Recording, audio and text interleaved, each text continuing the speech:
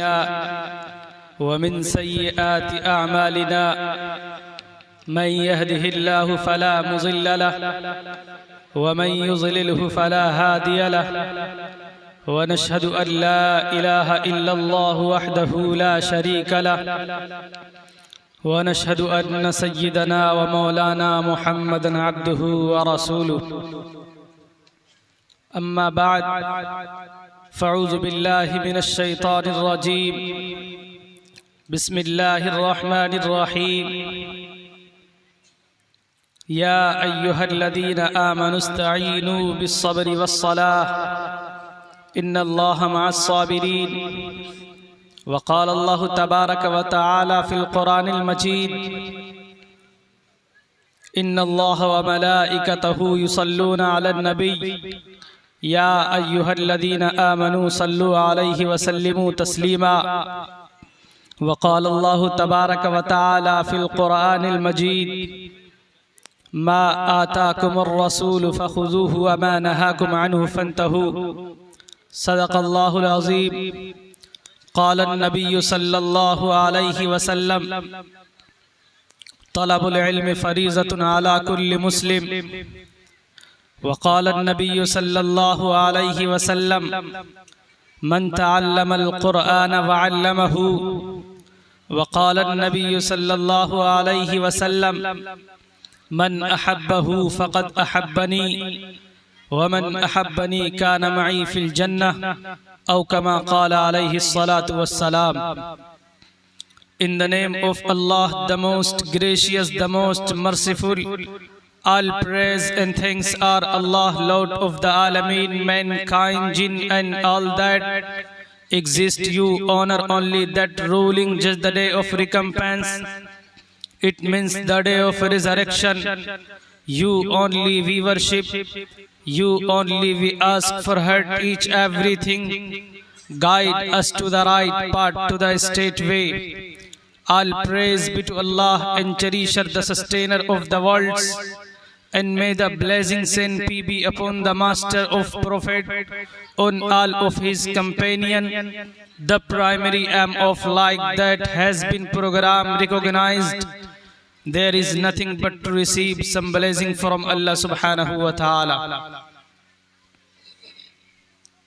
मुहतरम सामईन किराम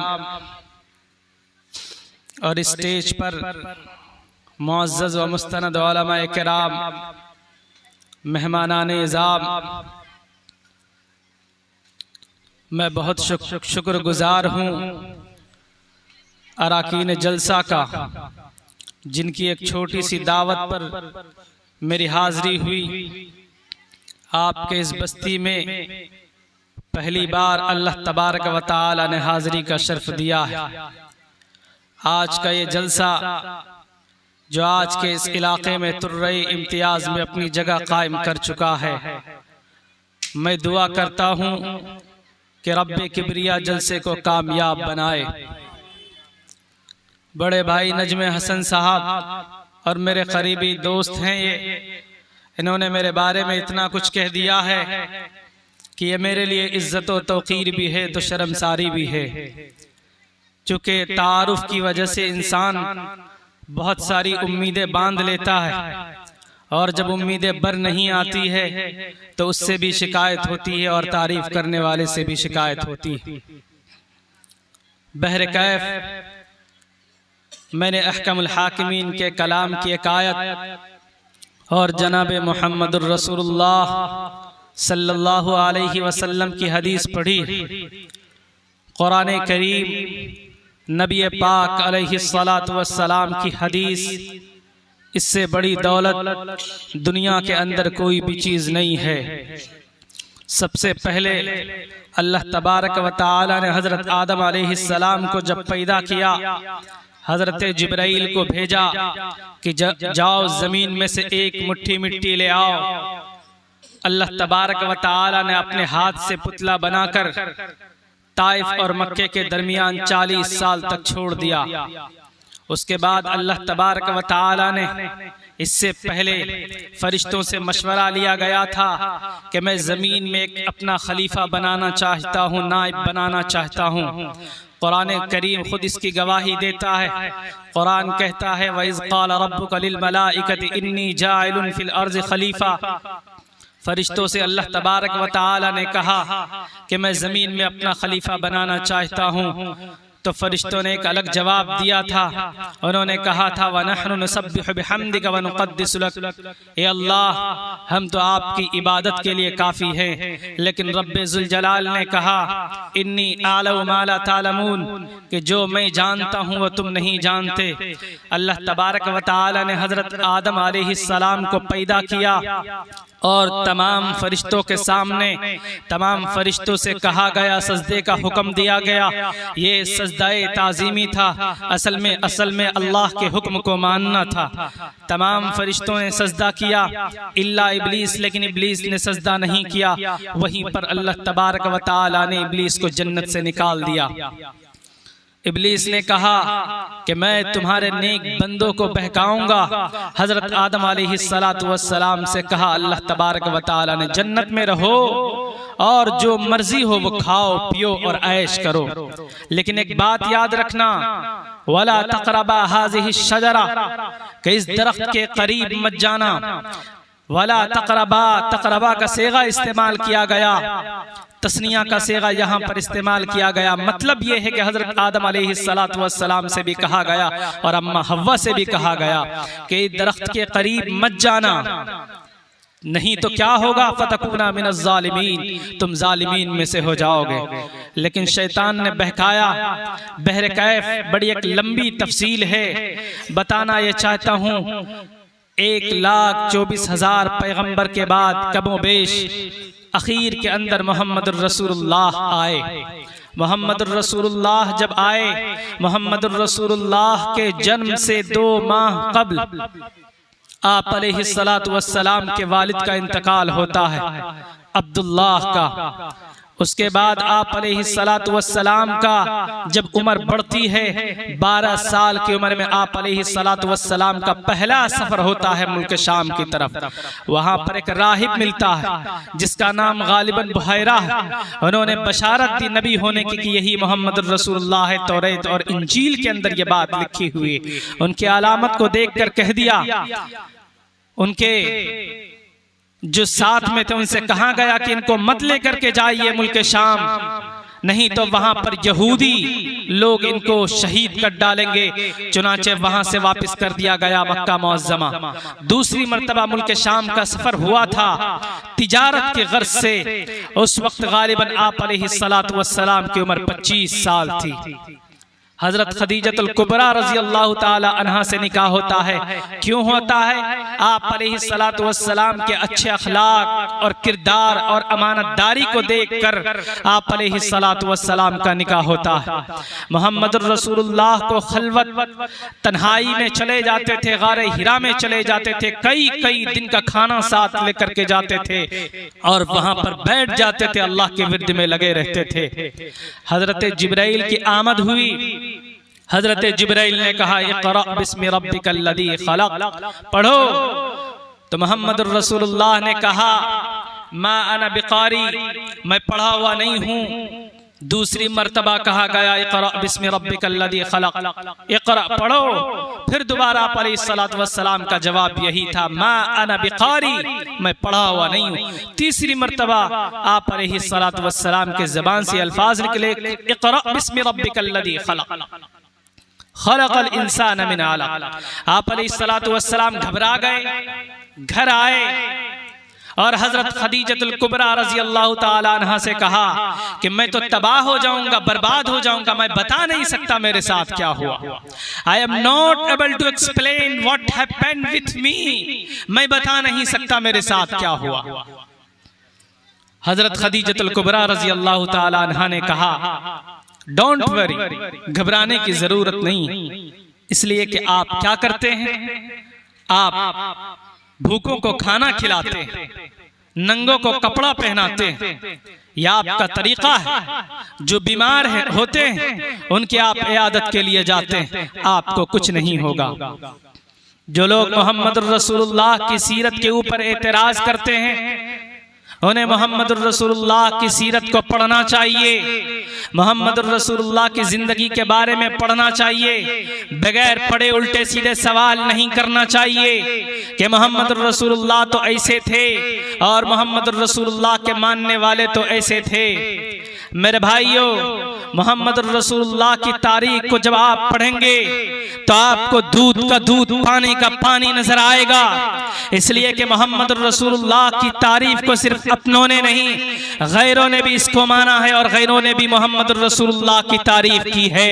अगर सरफराज झूठ बोलता है तो पढ़ो द 100 बुक। एक अमेरिकन राइटर लिखता है मोहम्मद रसूलुल्लाह की सीरत को, मोहम्मद रसूलुल्लाह की सीरत के बारे में वो लिखता है, वो कहता कि इस दुनिया के अंदर सबसे बेहतरीन इंसान और इंसानियत के पैगाम को देने वाला मोहम्मद रसूलुल्लाह का वहां पर नाम लिखा गया जी।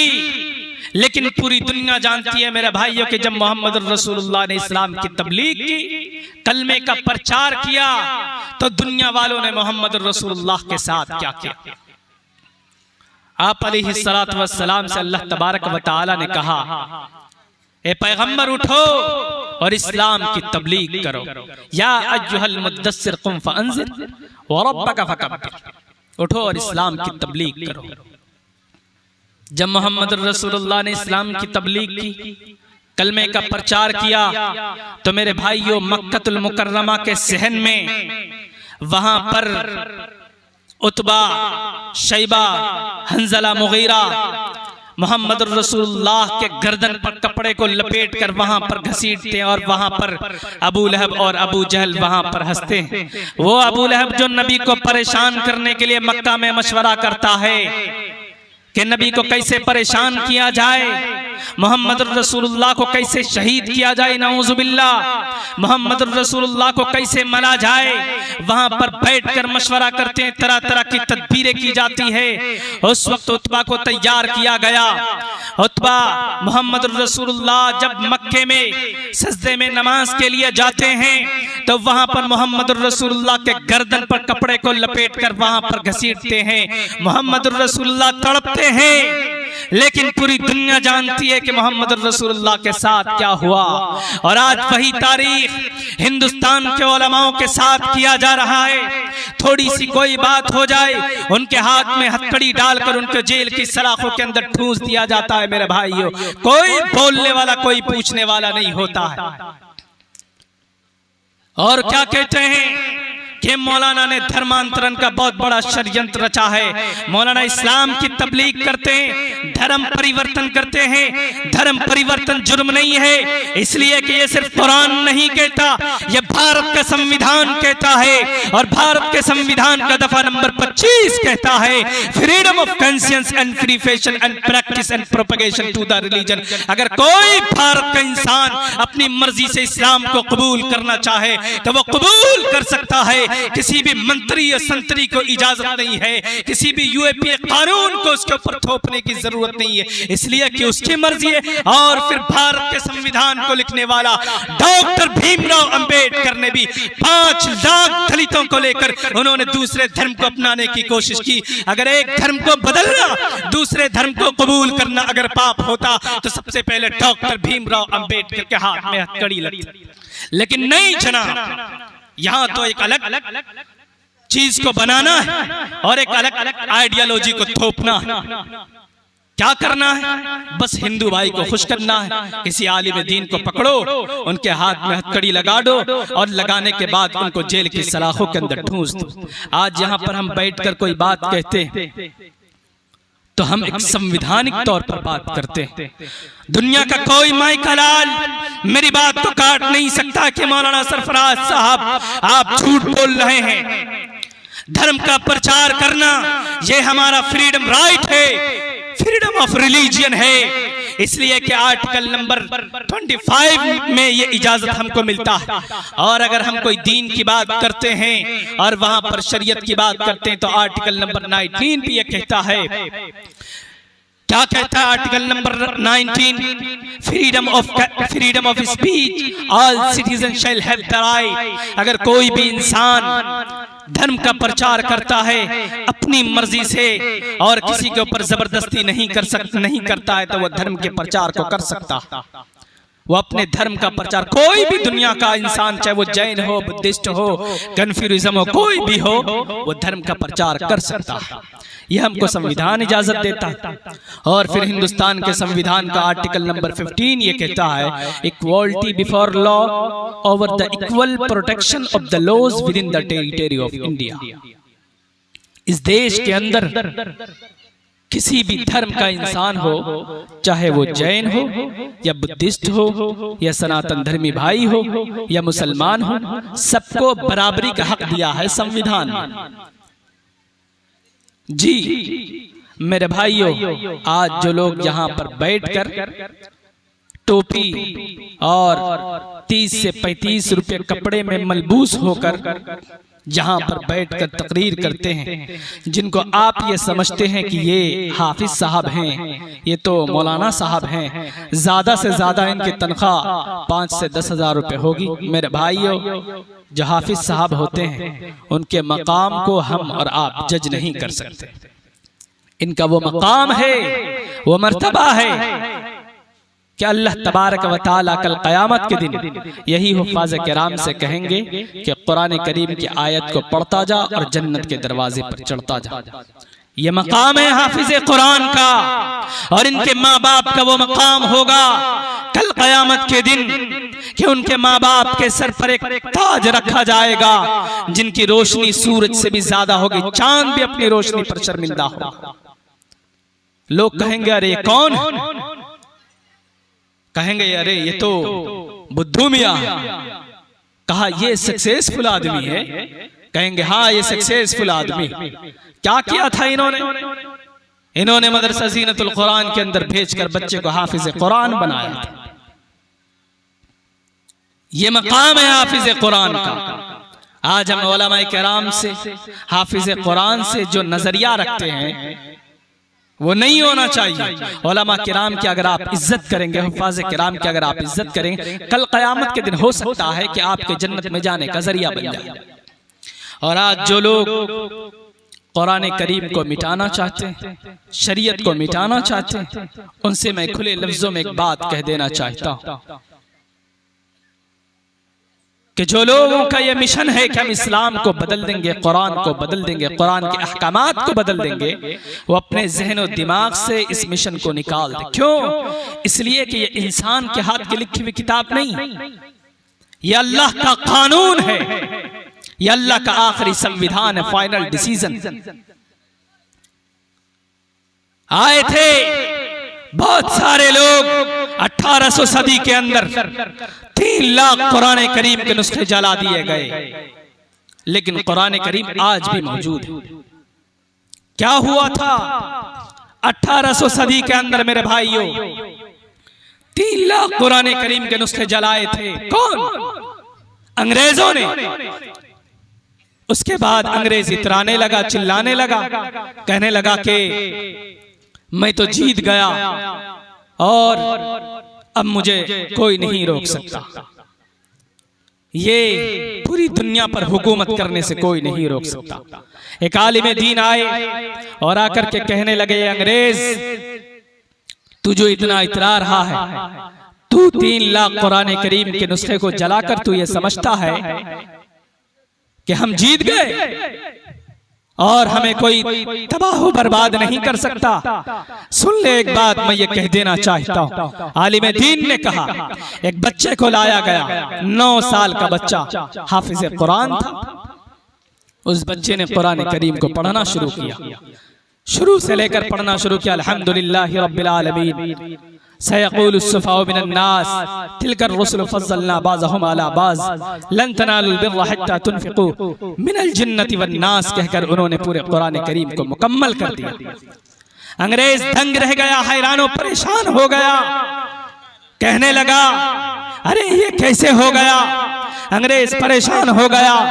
परेशान होने के बाद अंग्रेज कहने लगा, इस कुरान करीम को, इस शरीयत को कोई मिटा नहीं सकता। ला तब्दील लिकलिमातिल्लाह, कुरान करीम के अहकामात को कोई बदल नहीं सकता। मेरे भाइयों, जो ये लोग समझते हैं कि हम कुरान करीम को बदल करके हम इस देश के अंदर हम अपने कानून को लागू करेंगे, तो उनकी गलत फहमी है। कुरान कभी मिट नहीं सकता। मेरे भाइयों, रब्बे जुल जलाल का एक फरमान है, अगर तुम इज्जत चाहते हो, अगर तुम बुलंदी चाहते हो, अगर तुम चाहते हो तुम्हारी दुनिया संवर जाए और तुम्हारी आखिरत संवर जाए, और तुम चाहते हो तुम्हारा नामाए अमाल तुम्हारे दाहिने हाथ में दे दिया जाए, तो रब्बे जुल जलाल कहता है, अगर तुम चाहते हो तुम्हारे कब्र का मसला हल हो जाए और आखिरत में तुम्हें जन्नत जहन्नम से निकाल करके जन्नत में दाखिला कर दिया जाए और तुम्हारा नामाए अमाल तुम्हारे दाहिने हाथ में दे दिया जाए, तो मैं नहीं कहता, अहकमुल हाकिमीन कहता है, मैं नहीं कहता, खालिक़े अर्ज़ो समावात कहता है, मैं नहीं कहता, वही रब कहता है जिसने इज्जत को पैदा किया, वो रब कहता है। रब का कानून,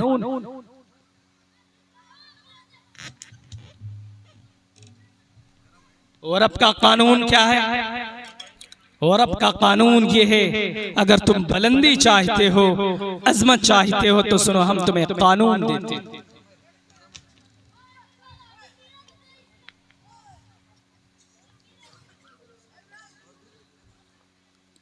हम तुम्हें कानून देते, एक दस्तूर देते, एक निजाम देते।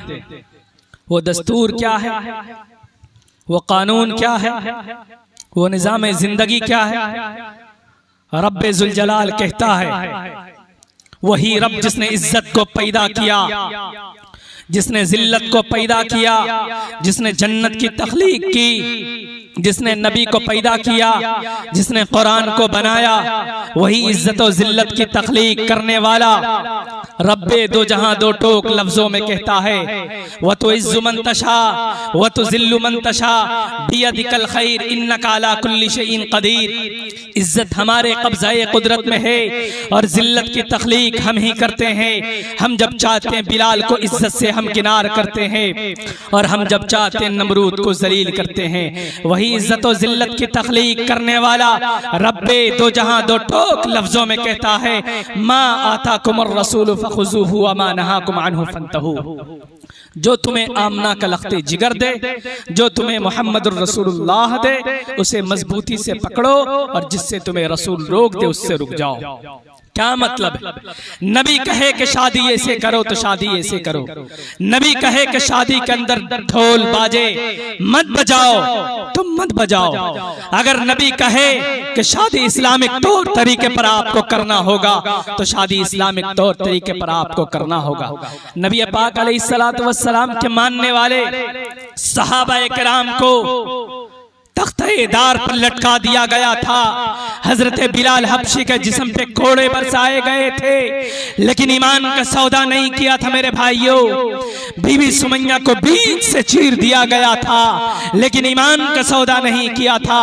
और आज भी मुसलमानों को उलमाए किराम को तख्ते-ए-दार पर लटका दिया गया हिंदुस्तान की सरजमीन पर, लेकिन ईमान का सौदा नहीं किया। मौलाना कासिम ननोतवी के कनपट्टी पर गोली लगी थी, लेकिन ईमान का सौदा नहीं किया था। शेखुल हिंद को माल्टा के सलाखों के अंदर कैद कर दिया गया था, लेकिन ईमान का सौदा नहीं किया था। 70-70 हजार उलमाए किराम को फांसी के फंदे पर लटका दिया गया था, लेकिन ईमान का सौदा नहीं किया था।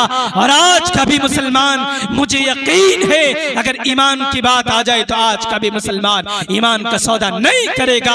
जो रब का फरमान है, जो रब का कानून है, जो रसूलुल्लाह की शरीयत है, उस पर अमल करेगा, उसके अलावा किसी पर अमल नहीं करेगा। मेरे भाई, कुरान का जो फरमान है, रब्बे जुल जलाल ने कुरान करीम की हिफाजत की जिम्मेदारी ली और कहा रब ने कुरान करीम के अंदर, इन्ना नहनु नज़्ज़लना ज़िक्र व इन्ना लहू लहाफ़िज़ून, कि हम ही ने कुरान को नाजिल किया और हम ही इसके हिफाजत के जिम्मेदार।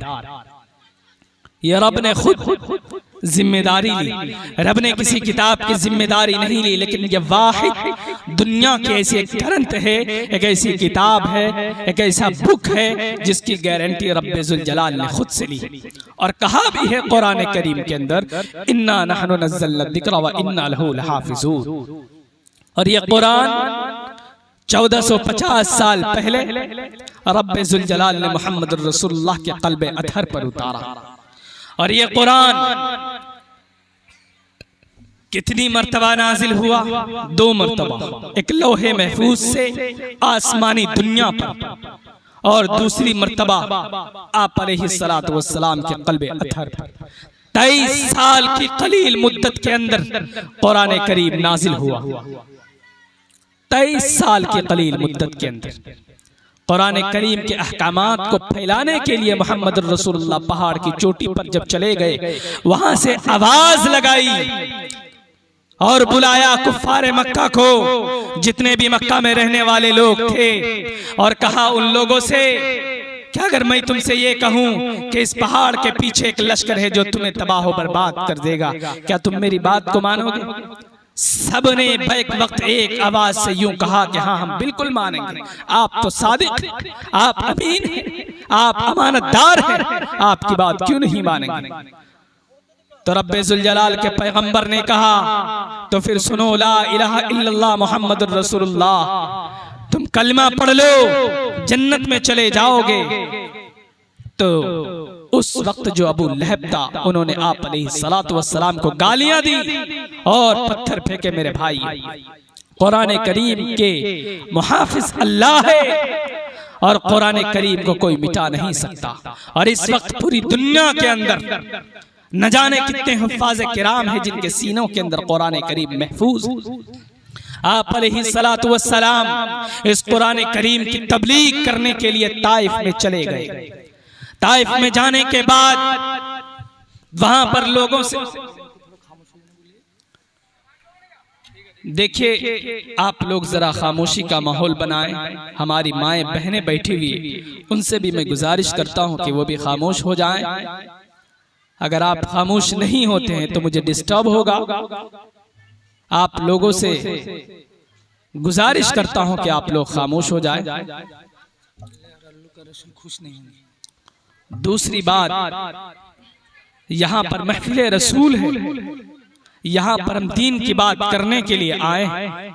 अगर हम दीन की बात करते हैं यह अच्छी बात है, लेकिन महफिल रसूल पर बैठकर अगर हम मोहम्मद रसूलुल्लाह की बातों पर अमल नहीं करेंगे, अल्लाह और उसके रसूल की बात अगर हम करते हैं और वहां पर आप अल्लाह और उसके रसूल की बात को सुनने के बजाय आप गुफ्तगू करते हैं, तो मेरे भाइयों आप जान लीजिए कि नबी की बात की खिलाफ वर्जी करना और नबी की बात जहां पर हो रही हो उनके बजाय किसी दूसरी चीजों के दुनियावी गुफ्तगू करना, ये कितनी बड़ी गलती हो सकती है। मेरे भाइयों आप खुद समझदार हैं, अक्लमंद है। अल-अक़्लु तकफ़ीलुहुल इशारा, अक्लमंद के लिए इशारा काफी होता है।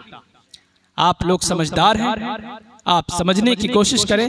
ये महफिल रसूल है, इसे अदब से सुनना चाहिए और अदब से बोलना चाहिए। मैं अर्ज ये कर रहा था कि मोहम्मद रसूलुल्लाह कलमे की तबलीग करने के लिए ताइफ गए। ताइफ के लोगों को कलमे की तबलीग की, दावत दी कि ये लोगों ला इलाहा इल्लल्लाह मुहम्मदुर रसूलुल्लाह पढ़ लो, तुम कामयाब हो जाओगे। लेकिन वहां का जो गवर्नर था, वहां का जो मिनिस्टर था, उन्होंने कुछ गुंडों को लगा दिया और आप अलैहिस्सलातु वस्सलाम के पीछे लग गए, गालियां देने लगे और पत्थरे बरसाई। आप अलैहिस्सलातु वस्सलाम खून से लहूलुहान हो गए, एक दरख्त के नीचे आकर के बैठ गए। उस वक्त हजरत जिब्राइल की आमद हुई।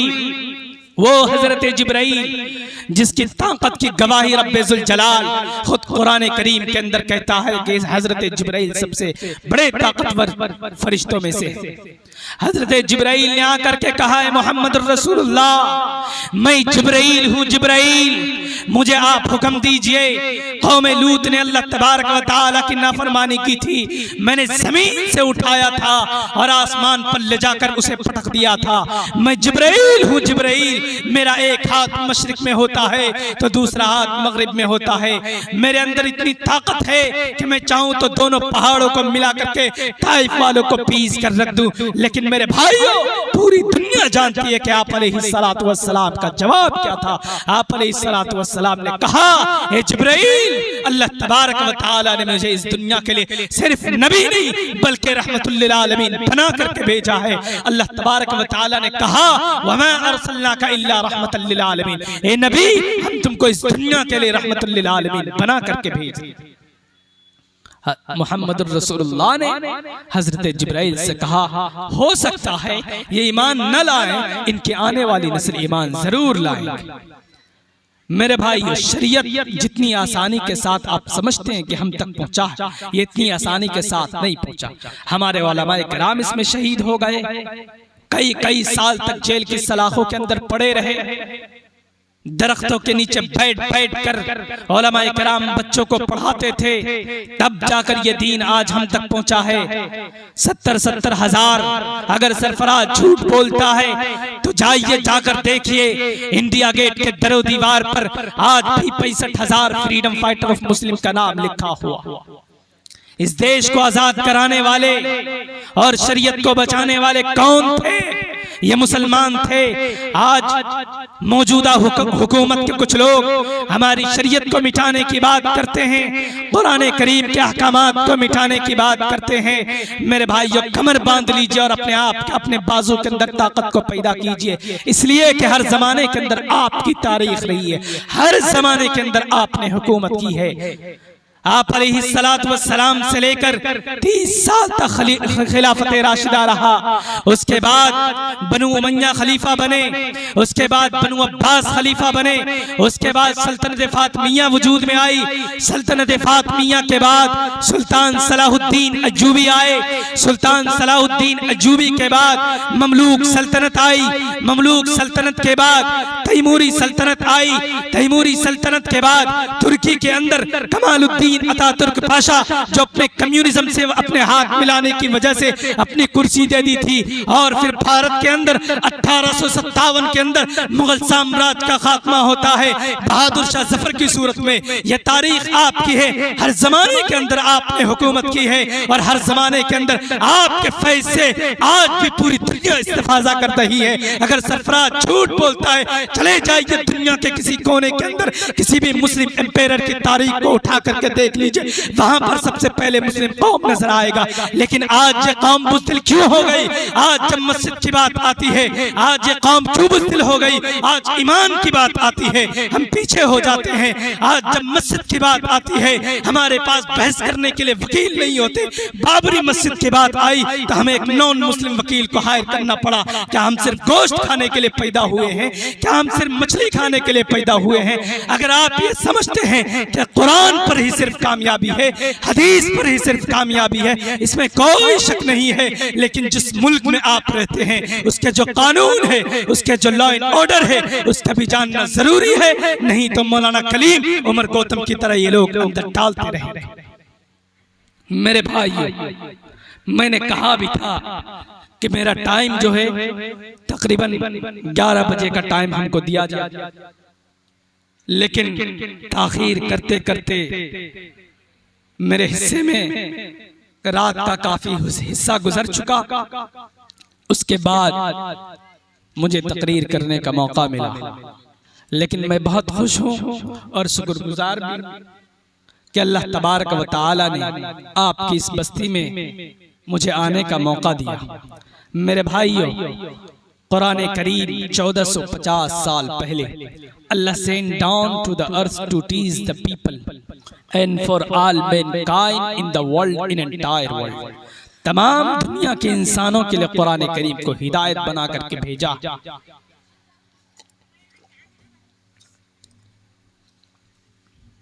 और अल्लाह ने कहा भी है कुरान करीम के अंदर, हुदल लिन्नास,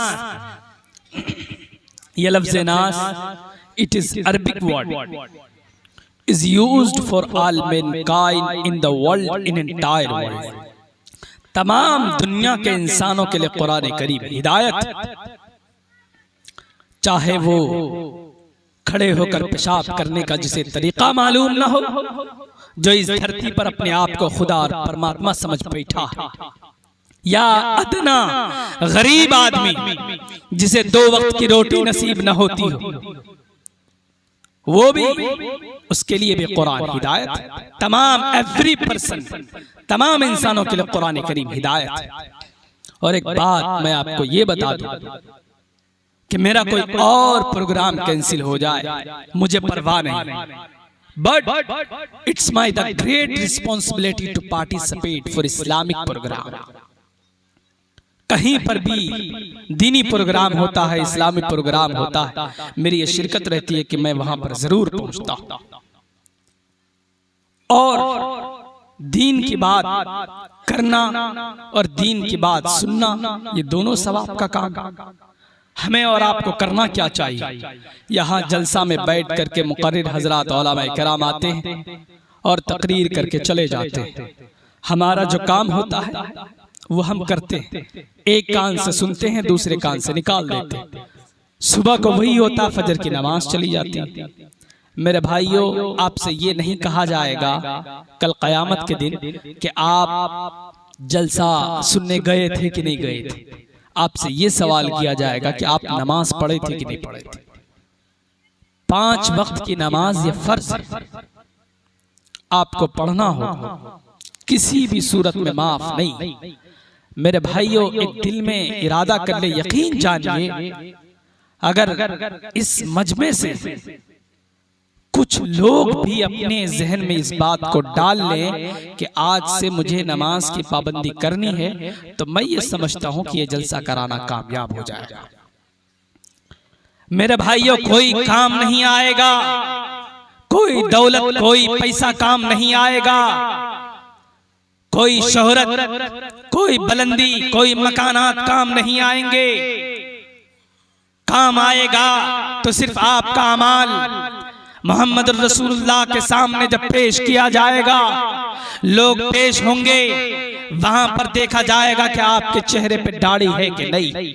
क्या मोहम्मद रसूलुल्लाह के चेहरे पे जो दाढ़ी थी, क्या वो चेहरा सही नहीं था? मोहम्मद रसूलुल्लाह की खूबसूरती को तो रब्बुल जलाल खुद बयान करता, कुरान करीम में खुद बयान करता। मोहम्मद रसूलुल्लाह की जुल्फों को बयान करता है, दांतों के बारे में रब्बुल जलाल बयान करता, चेहरे की खूबसूरती के बारे में बयान करता। मर्द के चेहरे में दाढ़ी मर्द के चेहरे को खूबसूरत बनाती। लेकिन आज हम क्या करते हैं, पता नहीं क्या चल पड़ा है, जलसा जुलूस हम सुन लेते हैं लेकिन उस पर अमल करने की कोशिश नहीं करते।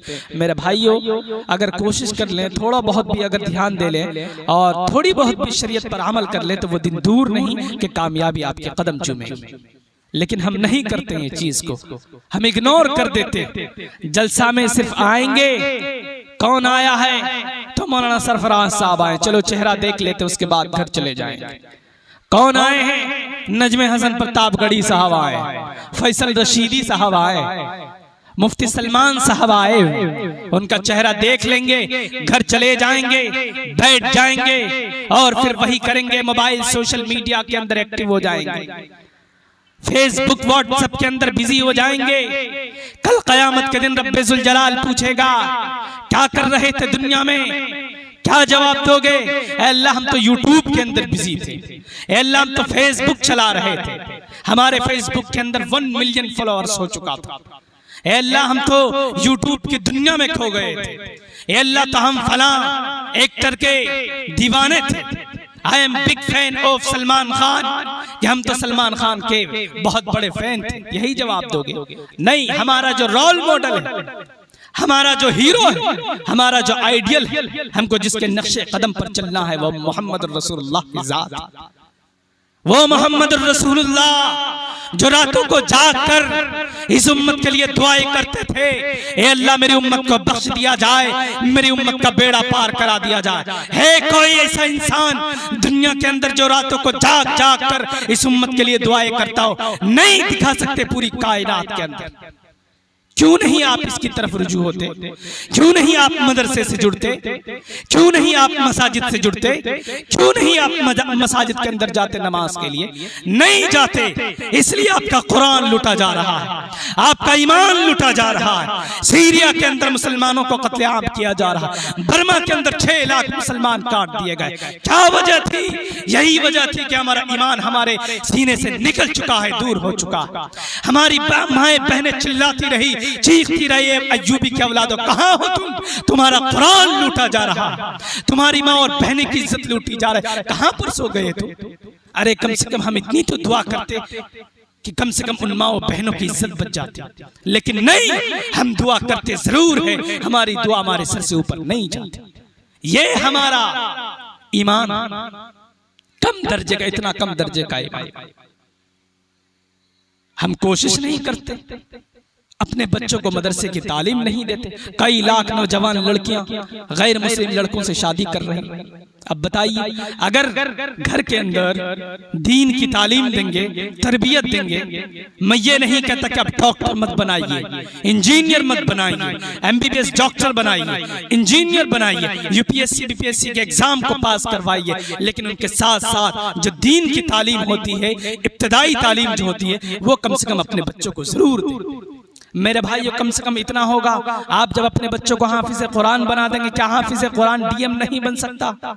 क्या हाफिज़े कुरान मिनिस्टर नहीं बन सकता? क्या हाफिज़े कुरान मंत्री नहीं बन सकता? सब बन सकता है, लेकिन उसके तर्जे तकल्लुम पर उसको गाइडलाइन आपको करना होगा बेहतरीन तरीके से, तब जाकर वो बच्चा कामयाब हो सकता है, तब जाकर एक हाफिज़े कुरान बच्चा एक DM बन सकता है। क्या हुआ? ये बिहार के अंदर रहमानी 30 का नाम आपने सुना होगा। ये रहमानी 30 का नाम 30 क्यों पड़ा है? 30 के माने 30 के आते हैं, इसका नाम क्यों पड़ा रहमानी 30? वहां से एक ही मर्तबा में तकरीबन 30 बच्चे IPS के एग्जाम को निकाल कर पास हुए थे। लंदन ऑक्सफोर्ड के अंदर मौलाना वली रहमानी साहब रहमतुल्लाह अलैह को बुलाया गया था जब वो हयात से थे। वहां पर उनसे पूछा गया, उनसे सवाल किया गया कि कौन सी ऐसी तालीम दी आपने, तरबियत दी कि बच्चे जो एक ही मर्तबा में 30 के 30 बच्चे IPS के एग्जाम को निकाल दिए। पूरी दुनिया के अंदर ये रिकॉर्ड कायम कर दिया गया। जरूरत इस बात की है कि हम मुसलमान कुरान करीम की तालीमात पर जितना हो सके हम खुद भी अमल करें और दूसरों को भी बताएं कि इस्लाम कहते किसको है, कुरान का मिशन क्या है। आज जिन फिरक़ाए ज़ालिला, जिन तंजीम को हम मुसलमान बुरा भला कहते हैं, शायद आप मुसलमानों नहीं जानते वो जमीनी सतह पर कितने मजबूत हैं और अपने झूठे खुदा के कितने बड़े दिलदादा हैं और कितने बड़े दीवाने हैं, जिनका कोई वजूद नहीं इस धरती पर, और इस धरती से उठकर सातवें आसमान पर नहीं है। आपका तो मुसलमानों फिर भी कलमा एक है, आपका तो नबी वो है जिनका जिक्र दुनिया के तमाम धर्मशास्त्रों के अंदर मौजूद है। आपका तो कलमा एक है, इस्लाम एक हकीकत है, पूरी दुनिया के इंसान इसको मान चुके। जो नहीं मानते उनको भी मानना पड़ेगा, इसलिए कि बहुत सारे लोग आए इस्लाम को बताने के लिए कि इस्लाम दुनिया का 1 नंबर मजहब नहीं है, लेकिन दुनिया की बहुत सारी ग्रंथों के अंदर ये बात मौजूद है कि Islam is the best religion to the world, कि इस्लाम दुनिया का बेहतरीन मजहब है और इस्लाम के अंदर कोई जुल्म और जबरदस्ती नहीं है। कुरान खुद कहता है ला इकराह फिद्दीन, दीन में कोई जबरदस्ती नहीं है। Let there be no compulsion in the religion, दीन में कोई जबरदस्ती नहीं, ये कुरान खुद कहता है। जो लोग कहते हैं कि इस्लाम तलवार के आधार पर जोर और जबरदस्ती से फैला, ये गलत हिस्ट्री। मोहम्मद रसूलुल्लाह ने मोहब्बत के जरिए, अखलाक के जरिए इस्लाम की तबलीग की और इस्लाम को फैलाया। मेरे भाइयों, जब हम अपने बच्चों को इस्लाम की तालीम देते हैं, होता क्या है, एक हाफिज़े कुरान का जो मर्तबा होता है, एक आलिम दीन का जो मर्तबा होता है, मैं एक वाक़या आपके सामने अर्ज कर दूं। इब्ने बतूता एक बहुत बड़ा सज्जाह गुजरा, एक मोतबर जराए से ये वाक़या मेरे पास तक पहुंचा। मैंने पढ़ा, इब्ने बतूता उसने कहा कि पूरी दुनिया का सफर करते करते मैं एक गांव में पहुंचा। मैंने देखा फजर का वक्त हो चुका था, मुअज्जिन अजान पढ़ता है, अजान पढ़ने के बाद पूरी की पूरी मस्जिद भर जाती।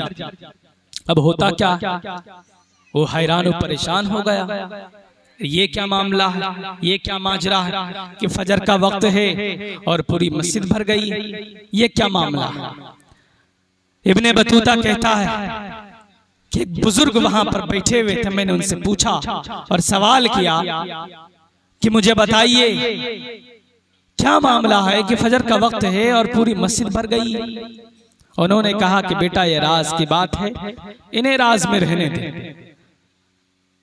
फजर की नमाज के बाद फिर नौजवान ने, इब्ने बतूता ने उस आदमी को, उस बूढ़े को पकड़ा और कहा, मोहतरम जरा राज से पर्दा उठाइए तो सही की बात क्या, मुझे बताइए तो सही, मैं जानना चाहता हूं। उन्होंने कहा कि अगर तू जिद करता है तो सुन, बहुत पहले की बात है, इस गांव में एक हाफिज कुरान आया था। आने के बाद उनका ये काम था कि वो सुबह निकलता था जंगल में जाकर के लकड़ियां काटता और काटने के बाद उन लकड़ियों को बेचता और अपने पेट को पालता। वो उसी गांव के अंदर एक बूढ़ी मौजूद थी, उसका पुरसाने हाल कोई नहीं था, कोई पूछने वाला नहीं था। मेरे भाइयों, बताना ये चाहता हूं कि वो नौजवान वहां पहुंचता, पहुंचने के बाद हाफिज कुरान वहां पहुंचने के बाद उस बूढ़ी से कहता है कि अम्मा जी, आज से तू मेरी माँ है और मैं तेरा बेटा हूँ और आज से तेरी देखभाल की जिम्मेदारी मैं खुद लेता हूँ, तेरे खर्चे की जिम्मेदारी मैं उठाता हूँ। उस माँ ने कहा कि बेटा तू मेरे खर्चे की जिम्मेदारी कब तक उठाएगा। कहा जब तक मेरे जिस्म के अंदर सांस है, जब तक मेरी जान में जान है तो मैं ये खर्चा बर्दाश्त करूंगा। उसके घर के अंदर एक उसकी बेटी भी रहती थी। उन्होंने कहा कि आज से ये बेटी, आज से ये मेरी बहन है। उन्होंने उनको बहन माना और उस बूढ़ी को अपनी माँ समझ करके काम में लग गए। वो हजरत हाफिज कुरान थे, रोजाना जाते थे, सुबह जंगल में लकड़ी काट कर वापिस आते थे। लेकिन उस गांव का एक दस्तूर था, एक निजाम था, एक कानून था। हर साल उस गांव में सैलाब आता था और गांव का दस्तूर ये था कि हर साल एक लड़की को दुल्हन का लिबास पहना करके उनको समंदर में डाल दिया जाता था। उससे होता क्या था कि समंदर में जो तूफान आता था वो तूफान आने से रुक जाता था और वापस चला जाता था। ये दस्तूर था उस गांव का। इत्तेफाक ये हुआ कि उसी साल उस बूढ़ी की बेटी का नंबर आ गया। अब वो बूढ़ी रोने लगी, चीखने लगी। हेलो, वो हाफिज कुरान जब वापस आए, आप लोग चुपचाप सुनिए, आप नेकी कमा के जाइए, बदी मत कमाइए आप लोग। वो हाफिज कुरान आए और आकर के पूछा कि अम्मा क्या बात है, आप क्यों रो रहे? कहा कि बेटा कोई बात नहीं है। कहा फिर रो क्यों रही है? कहा कि बस ऐसे ही रो रही है। कहा कि तू खाना खा ले, तेरी बहन खाना खा ले। कहा कि माँ तू खाना नहीं खाएगी? कहा कि नहीं, मुझे भूख नहीं। कहा कि ऐसा कैसे हो सकता है कि बेटे के मुंह के अंदर निवाला चला जाए और माँ भूखी रहे? ऐसा कैसे हो सकता, एक माँ भूखी रहे और बेटे के पेट में निवाला उतर जाए? ऐसा कैसे हो सकता है? मुझे बताइए तो सही बात क्या है। माँ ने कहा बेटा जब तू जिद करता है तो सुन, इस गांव का एक दस्तूर है, एक निजाम है, एक कानून है कि हर साल इस गांव में एक तूफान आता है। समंदर में तूफान आता है और तूफान में एक लड़की को दुल्हन का लिबास पहना करके उस तूफान के अंदर डाल दिया जाता है। तो वो तूफान आने से रुक जाता है और समंदर का पानी वापस चला जाता है। तो बेटे ने कहा इसमें क्या बात है? कहा इस मर्तबा तेरी बहन का नंबर। कहा कि माँ डोंट वरी, घबराने की जरूरत नहीं है। कहा क्यों? कहा इस साल मुझे दुल्हन का लिबास पहनाकर डोली में बिठाकर मुझे भेज दिया जाए, समंदर में डाल दिया जाए। कहा बेटा तू तो मेरे बुढ़ापे की सहारा है, लाठी है, अगर तू ही चला जाएगा तो मेरे बुढ़ापे का क्या होगा? कहा कि माँ घबराने की कोई बात नहीं है, अगर मेरी मौत लिखी है तो मैं मर जाऊंगा और अगर मौत नहीं है तो मुझे दुनिया की कोई ताकत मार नहीं सकती। पुलिस वाले आए, मुखिया के कारिंदे आए, उनके घर में खबर दी कि दुल्हन का लिबास पहना करके तैयार रखो, हम डोली लेकर के आएंगे और दुल्हन को उस पर बिठा करके समंदर में डाल देंगे। समंदर में तूफान आने से रुक जाएगा और पूरा गांव महफूज हो जाएगा। ये बात कह करके वो लोग चले गए। शाम के वक्त, रात के वक्त पुलिस वाले आए, मुखिया के कारिंदे आए, बेटा को दुल्हन का लिबास पहना दिया गया था, उस डोली के अंदर बिठा दिया गया, बिठा करके समंदर में डाल दिया गया। सुबह को पुलिस वाले वहां पर पहुंचे लाश को ढूंढने के लिए कि लाश को लेकर के वापस आते हैं। जब गए तो देखा कि अरे दुल्हन नहीं है, ये तो लड़की नहीं लड़का है, हमने जिसे बंद किया था एक लड़की को, वो लड़की नहीं है तो लड़का है, और ये मरा नहीं जिंदा है। आज तक कोई बच करके वापस नहीं आया समंदर के तूफान से। ये क्या बात हुई? वो लोग डर करके भाग गए। मुखिया के पास जाकर के कहा कि ऐसी ऐसी बात। मुखिया अपने कारिंदे को लेकर के वहां पर पहुंचते और उस नौजवान को, हाफिज कुरान को अपने दरबार में हाजिर करके पूछता है मुखिया कि क्या बात है, आज तक कोई समंदर से वापस नहीं आया। कहा कि मुखिया साहब, मैं एक हाफिज कुरान हूं। कहा कि समंदर में तूफान नहीं आया था? कहा आया था। कहा फिर क्या हुआ? कहा कि समंदर का पानी मेरे टखनों तक आया, मेरे घुटनों तक आया, मेरे कमर तक आया, मेरे गले तक आया।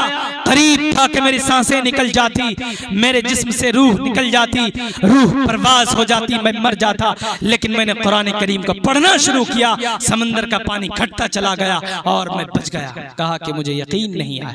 दोबारा दुल्हन का लिबास पहना करके समंदर में डाल दिया जाएगा, तुझे मंजूर है? कहा मंजूर है। कहा कि ठीक। दोबारा दुल्हन का लिबास पहना करके हाफिज कुरान की अजमत को बताना चाहता हूँ। एक हाफिज कुरान की अजमत क्या है, उनकी अहमियत क्या है, मैं उनको बताना चाहता हूँ। उनको दुल्हन का लिबास पहना करके समंदर में डाला गया।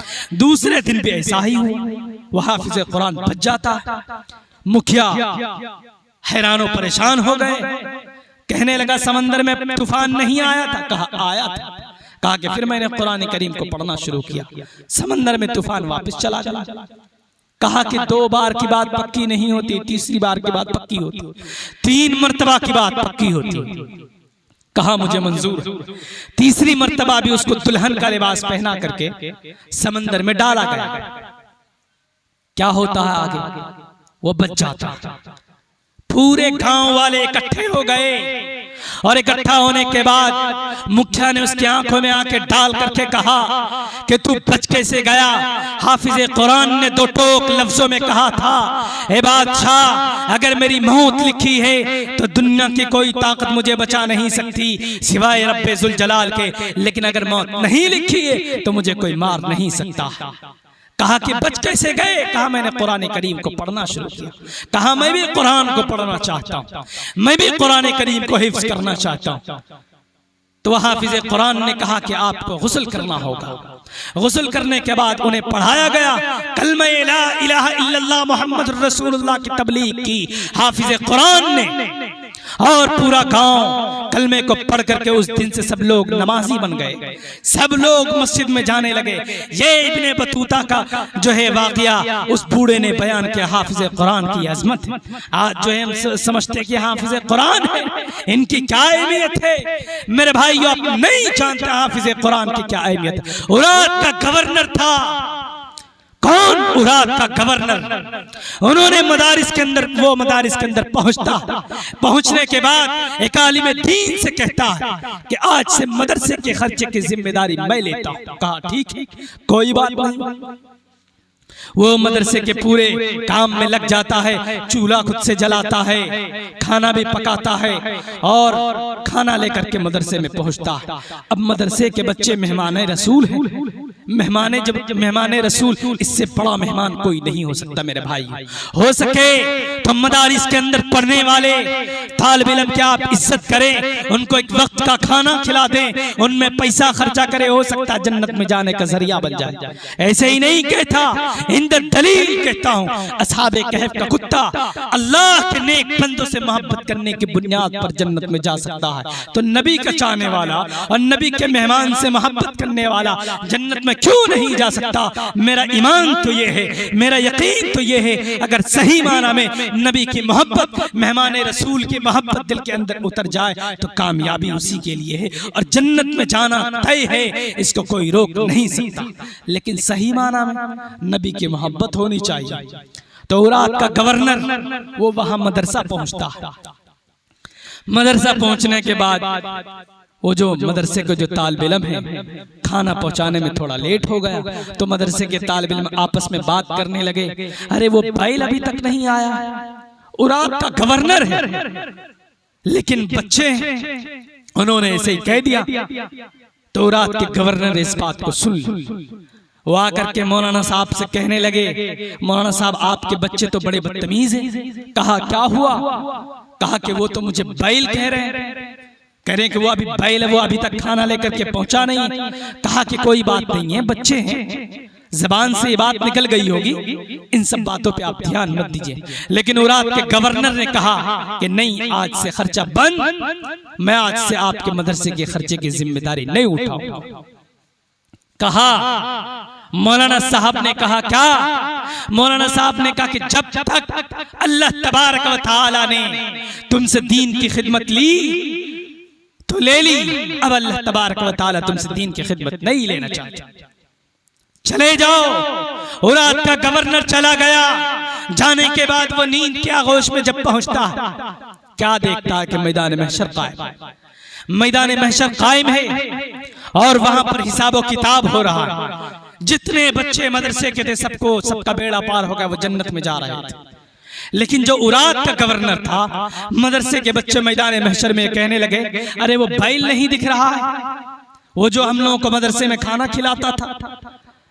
कहा कि अरे वो तो गवर्नर साहब है, मिनिस्टर साहब है, उनके पास तो दौलत थी, पैसों का अंबार था, तो उनका तो अभी हिसाब किताब चल रहा होगा। कहा कि अच्छा ऐसी बात है। कहा कि हम जन्नत में नहीं जाएंगे जब तक वो गवर्नर को अपने साथ नहीं लेंगे।